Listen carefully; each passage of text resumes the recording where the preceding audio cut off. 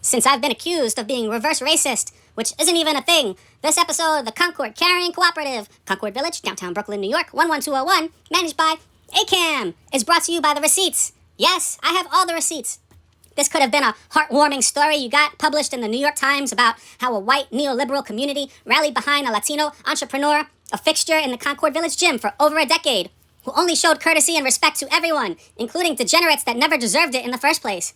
You could have elevated and supported me, but instead you threw me under the bus and shielded a terrorist from the consequences of her actions. This will not stand. If brown babies in Bethlehem are acceptable collateral damage to you, then what does that make old shitbags like Joyce Glaberson complicit? And her grandkids will know the truth when court records show she had information to prosecute a hate crime and chose to go radio silent on me after my income was decimated and I was forced to sell my apartment, which is directly tied to my business, to avoid foreclosure. Her ancestors would be rolling over in their mass graves for protecting a reverso Nazi. Here's the audio and transcript of our last personal training session, where she came to spy on me for her reverso Nazi friend. First, she says she's not friends with her, had minimal contact with her, but when I call her out on her long history of racism, she suddenly knows Marsha Rimler for 35 years, and she wasn't always like that. Yes, she was always like that. Everyone knows it. Here's the transcript. I only have these though. I don't have, the regular ones. And that's Do you mind if I don't know one? I was wearing it for you. I got my COVID shot this week. Okay, I like this area you have. Yeah, right. I don't like to see all those boxes. I'm sorry you're leaving. Yeah. I know I haven't been the best client because I'm not, it's like, it's always the fight between my laziness and the fact that I know I have to do this, you know. Are you not allowed in the gym anymore? No, I'm on file, but I don't want to be there long enough to bump into people. I don't think Marsha goes to the gym. No, but unfortunately it's not been her. I think a bunch of people just lost their mind after the pandemic and never got therapy or medication. Really? Yes. Wow, I'm sorry to hear that. And that's their mental illness, but it's management's lack of response is a big problem. That's the bigger part that is making me want to leave. I'm really sorry this has all happened to you. I think you're a really nice guy and you don't deserve this, honestly. Thanks. I think it's just because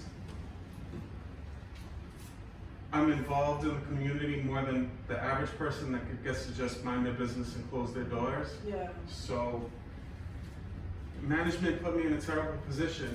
It was Roselle, it was Marsha. But Rosella, I think, isn't here anymore. Yeah, she isn't here. I heard her being dragged out and screaming, so. But that was after 2 years of torture. This was really not the best place for her, you know? I think she needed more of a place where she could get treatment.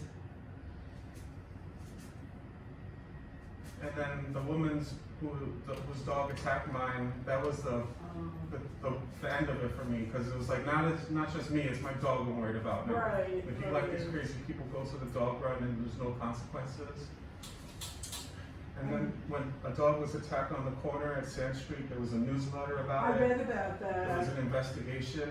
So I said, why was there no investigation and a newsletter for a shareholder? That's right. You know, That's where right. they don't have any control of what happens on the corner, but they could have done something here. Right, that's right. And then I was told she bragged to someone that she knew nothing would happen because she has a friend on the board. And I thought that was disgusting. So I don't know why management protects all these crazy people. Well, I have suspicions, but I mean. Matilda Garrido, she posted something this morning and she said just what you said, that she wrote out her whole question and highlighted the part that they didn't address. Oh, so they answered part of the question? Yes, what they wanted. Well, I was removed from that Google group by the moderator Really? after my letter about Marsha. Wow. Well, first of all, she read that and she didn't say, oh, I'm so sorry that happened to you. Yeah. No compassion, no empathy. She just said, watch your tone. What? And said the tone was set when she told me to go back to my country or she'd ruin my small business. That's disgusting. Yeah, that's why it's not just management, it's not the crazy people, it's the others. Like, people are just not decent. I don't know. Maybe it was her friend. I don't think that woman has any friends.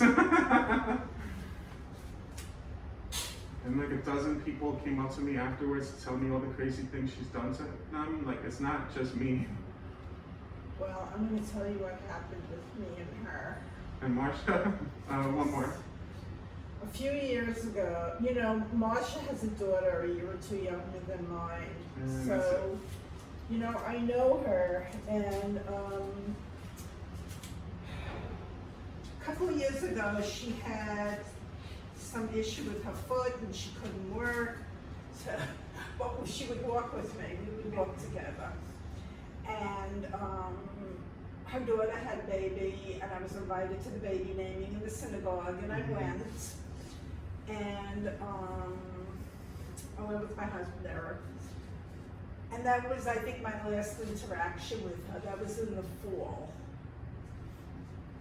A year ago. And, you know, I would see her walking her dog sometimes and say hello, and that's totally it. I mean, we're not friends. And she did ask me when we were away if she could use her spot, our spot in the summer, which I did give to her. And she offered to take me out to lunch, which I declined. So that is my basic history with Marsha. Right after that happened, with what you wrote, whatever, and she called out of the blue. I mean, what was this, in the spring? When that happened? Yeah. Yeah. I had no interaction with her since the fall when she had baby naming in the synagogue. And she wants to talk about it.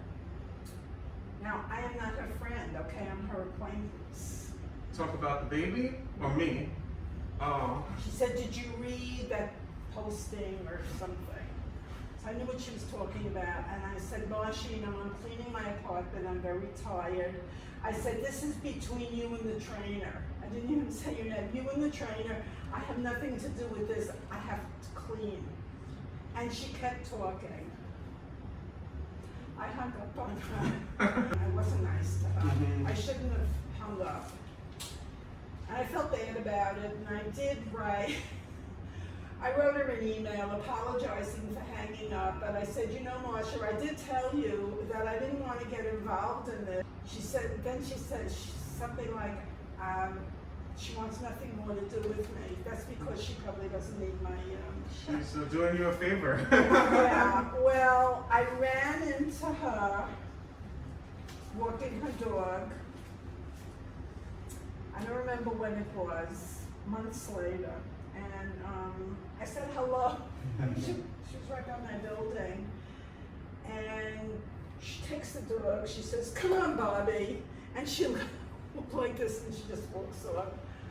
And it's like, if someone says they can't talk to you or they don't choose to talk to you, why do you keep talking?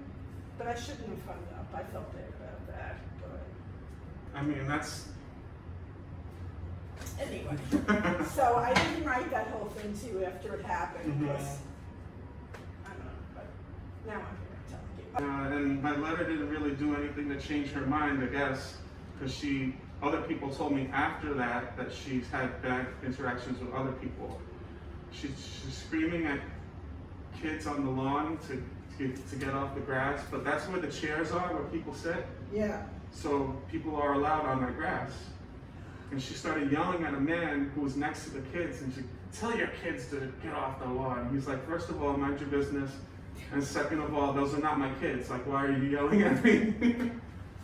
She called a black woman the N-word. What? And she threw eggs out the windows as Black Lives Matter protesters. Get out of here. No, all these people came up to me after I wrote the letter to tell me, thank you for writing that. But how could she be a therapist, a licensed, and she was, in charge of a hospital social work program for how long? She may have some dementia. She was not like that. Like when I met her, like 35 years ago, she wasn't like that, okay? She had a very nice husband. Two more. Something has happened to her, okay?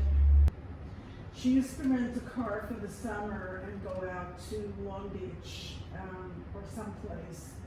They have beach clubs out there. You know, I think if you have shareholders that, you know, people who own their apartment and harass others, like, what can you really do, you know? I mean, I don't know what the law is. They can do something if they want to. I don't understand They why. can ban them from common areas. If you act like that, you can't be in the laundry room, you can't be in the gym, you could be in your apartment. You can't loiter in the lobby and bother the staff, and I mean, it's just ridiculous. And also, if the shoe was on the other foot, if a Jewish shareholder was met with anti-Semitic remarks, I mean, every rabbi in the tri-state area would be here marching, and heads would roll immediately. But because it happens to a Latino, it's acceptable, or you could hide it away, don't talk about it, and then what? But So it's not acceptable. by default it is, because they let it happen. Like, no statement at all. We don't get involved in personal shareholder matters. I mean, we have a 50-page thick book of bylaws of all the things you can't do.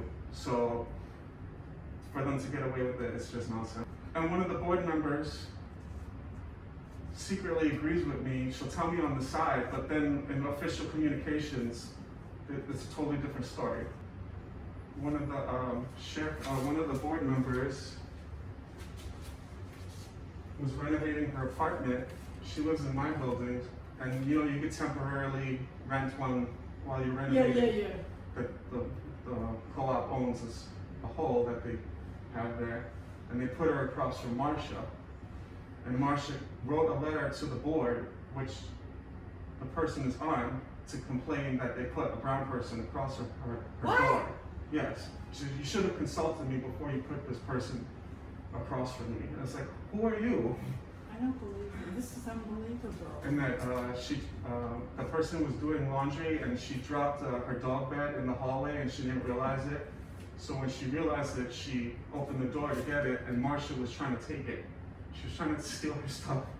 It's not the behavior of like a normal, rational person, honestly.